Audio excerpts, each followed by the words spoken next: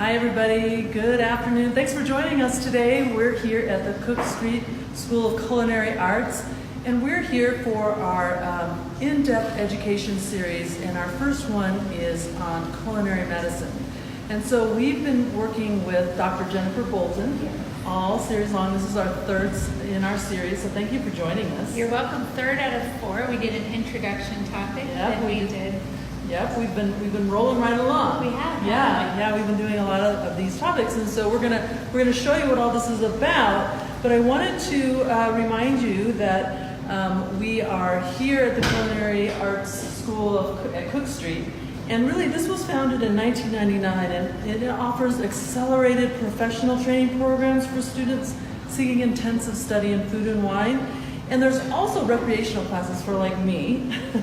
Offered year-round and amateur cooks and food enthusiasts. So you're able to expand your abilities to cook and to enjoy food. So that sounds really exciting to me. It is a beautiful setting too. This is a gorgeous kitchen. We're right downtown. It is. Staff is friendly and fun to work with. You can come in here at any skill level. Yeah, it's really everything great. from I can barely boil water up to I'm an expert chef and I just want some wine. Yeah, that's right. So to recap, we started with heart health, and we cooked salmon and cauliflower rice, which was delicious. That was really delicious. It was a teriyaki salmon with cauliflower. That's and right. Delicious sauce got under the cauliflower. Soaked it all up, right? Nice substitute for rice. Yeah. And last week we were cooking white bean, tomato, and kale soup, which was really aimed at helping reduce our risk for diabetes. Yes. Yeah. All that fiber contributing to good blood glucose control. We got asked a question about could you add meat to it, and so I did the recipe again, and we did add just a little lean sausage to it, and that made the meat eaters in the family happy. Yeah, you gotta Still make them got happy. tons of vegetables, tons of fiber, so it was fantastic. Yeah. So today we're going to concentrate on how to reduce our risk for cancer. So you have a fabulous recipe for us, and all of those recipes are on our website at 9healthfair.org. So if you're looking for the recipes, you can find them there, including today's. So Yes. First, before we dig into all this beautiful food, let's talk a little bit about let's review a little bit about what is culinary medicine. So culinary medicine is really every day using food to reduce your risk for disease. And so we do know that in lifestyle medicine, there are 5 pillars of health. We've got sleep, we've got stress management, diet, exercise, and connection with others. And so if we can use food every day to reduce our risk of disease, eating 5 to 9 servings of fruits and vegetables reduces your risk for cancer.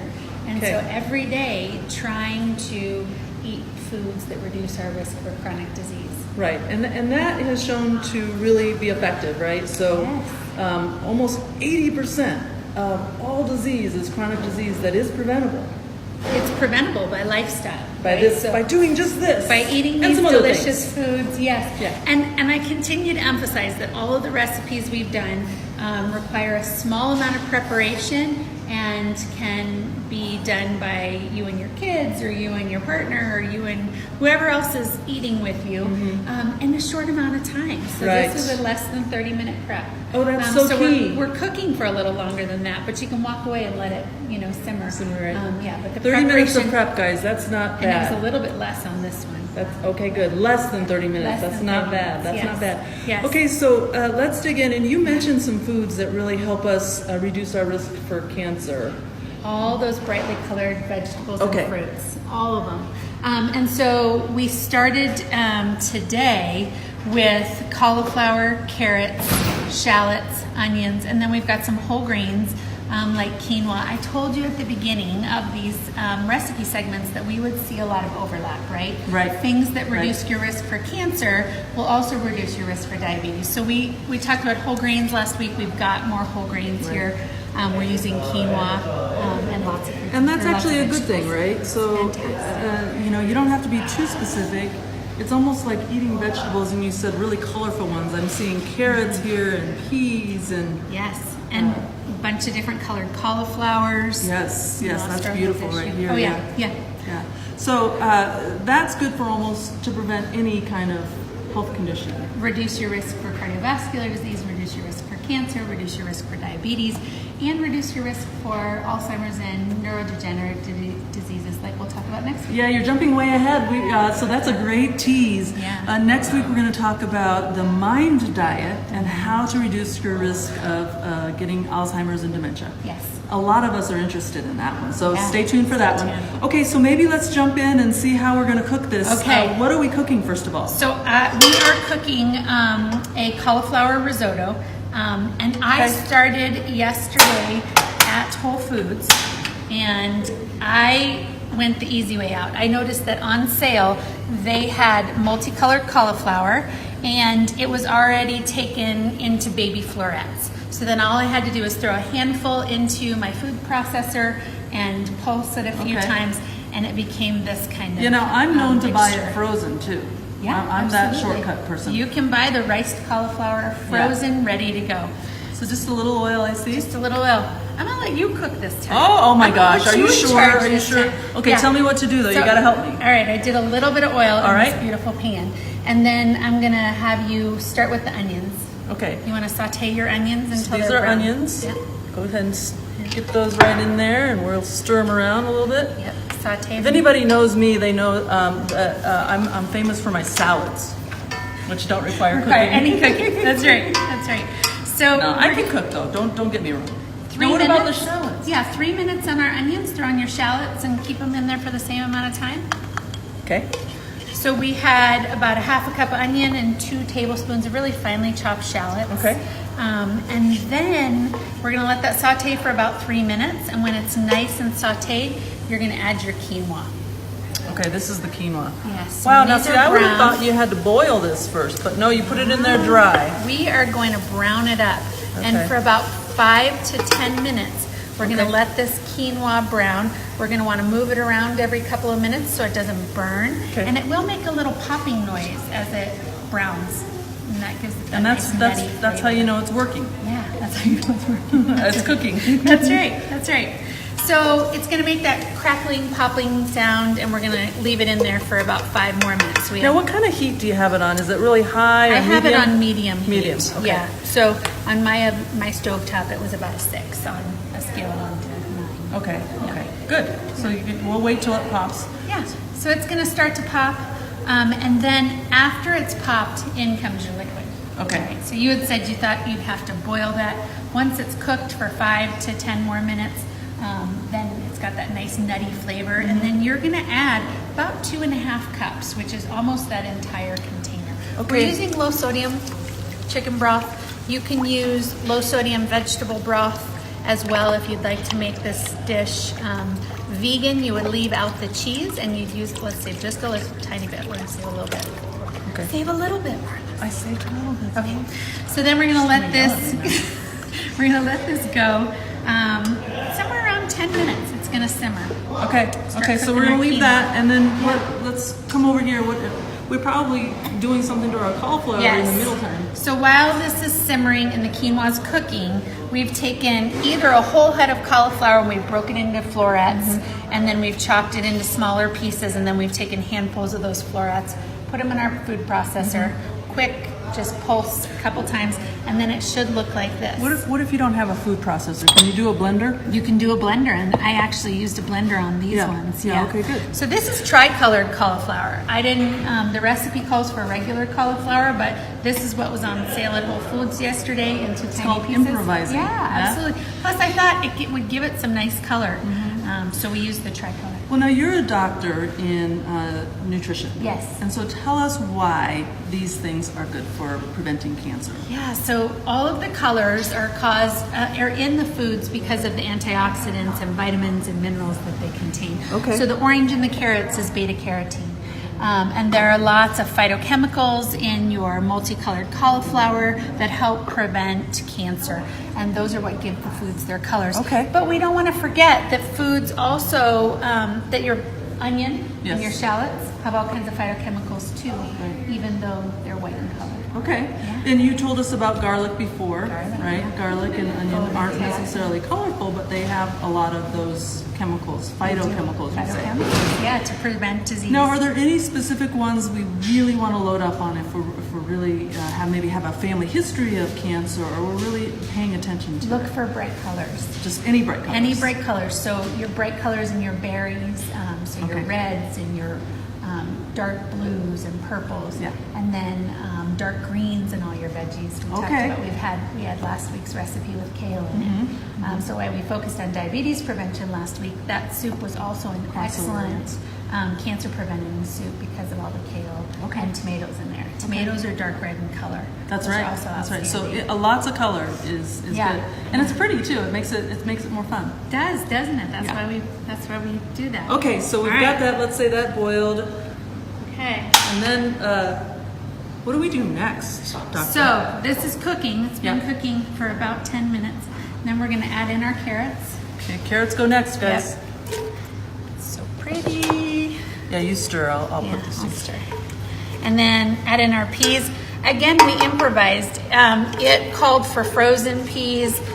There were some fresh English peas on sale, and so I grabbed those because I was already in the produce department. So we've got our bright orange, we've got our green, we've got our onions, we've got our garlic, and this will all start reducing down. So and the then we're- liquid will start coming out, and start it'll be reducing more down. thick. Yeah. Yes. And then all our cauliflower. Ooh, We've got this more too, cauliflower right? over there. Yep. Okay. Okay. Goes in there. And Now, then- how long does this have to stay? So this is about 10 more minutes. Okay. This is cooking. So you were saying this is a really fast recipe. Really and, fast recipe. That does sound very quick. You know, one of the things you also taught us is that the frozen vegetables are pretty good for you. I mean, it's okay. Yeah. So we could use a frozen vegetable mix. We could use the riced cauliflower in the frozen format. We could also get sliced carrots in the frozen form. We could also use our English peas frozen. You can even buy diced onions already diced. Okay, frozen. yeah, you can, Yeah, you and that's can. okay. That's absolutely fine. We lose a little bit of vitamin C when we have frozen fruits and vegetables, but other than that tiny vitamin C loss, sometimes they're picked at the ripest point in time and then flash frozen. They make a great option. And do they taste similarly? Bless you. They do. They taste similarly. Sometimes frozen vegetables are a little mushier, Okay. and people may not like that texture. When I can, I prefer fresh. I think it just tastes. It has a little more crispness. Yeah, it to tastes. You could taste that freshness. Yeah. Yeah. So, all right. So we will go ahead, keep cooking here. Right. It's going to reduce. It's going to need a little more chicken broth. Okay. That just sounds like my cue. I put all this chicken broth in here. Do I have to save any now? Nope, we're all good. Okay, I got it all in there. And you can use just kind of any brand you want of this chicken broth. You know, she's got this organic free-range chicken broth here. There's even some you can mix together. So Dr. Bolton has left me alone in the kitchen because she has a cough. This is a very dangerous time, but I'm doing really well here stirring.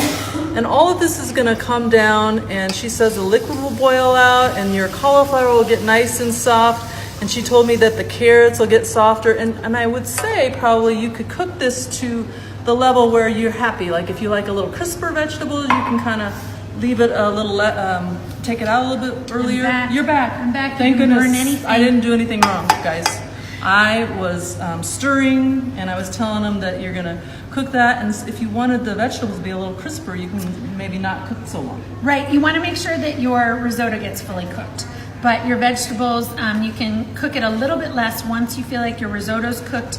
It will start to thicken up and look like this. Okay. So these vegetables still have a whole lot of texture to them, but your risotto is nice and soft. Okay. You want to keep adding liquid so it stays a little soupy. You can see Oh yeah. this has a little soupiness to it. It shouldn't be really soupy. We should let a lot of the liquid absorb, but Okay. it turns out looking like that. It looks fantastic.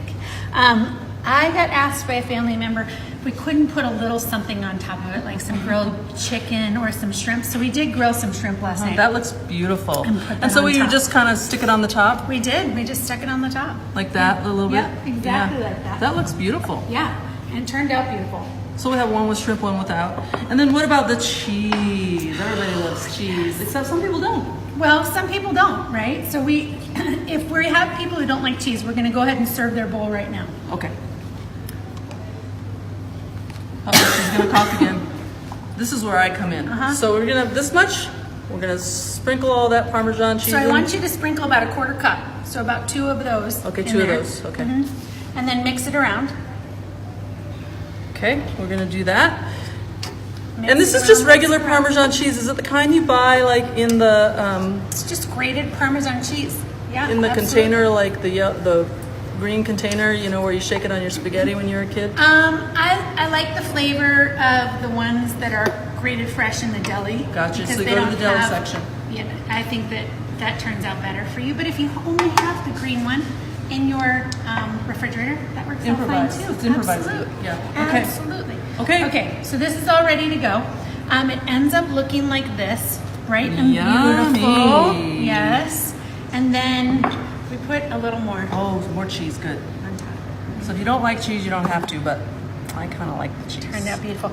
I think we're having Sam come try this. Sam from Cook Street, one of the culinary instructors here. And he would know. He's like He a would real know. chef. He's a real live chef. He would know if this Yeah. is good or not. He'll know. Like, He'll know. I think almost everything is good because I didn't have to cook it. Yeah, exactly. All right, Sam, you ready? Yeah. You're our Yeah, taste ready. tester. You're going to tell us if this is, Okay, this Sam. is good. This is is my yours. bowl. This is cauliflower and quinoa risotto. It has some fresh carrots, fresh peas, multicolored cauliflower in there, onions, garlic, shallots. Lovely. That was really good. I like it Yum. too. Yeah. That's delicious. And we can put it Yay! in Passes the test, the chef Good, test. Thank you. Yes. My It pleasure. makes me a little nervous. I'm not Of course. gonna lie. Okay, we're gonna sign off here. This is, the risotto and the quinoa and. You can also put this in the refrigerator and serve it as a cold salad tomorrow. Oh, yummy. Yeah. See, there's all There sorts it of is. ideas that you could get. So join us for our last session. We're going to talk again about an important topic, the brain, the mind diet, where you can help yourself reduce your risk for Alzheimer's and dementia. So join us next time, and we're going to say so long.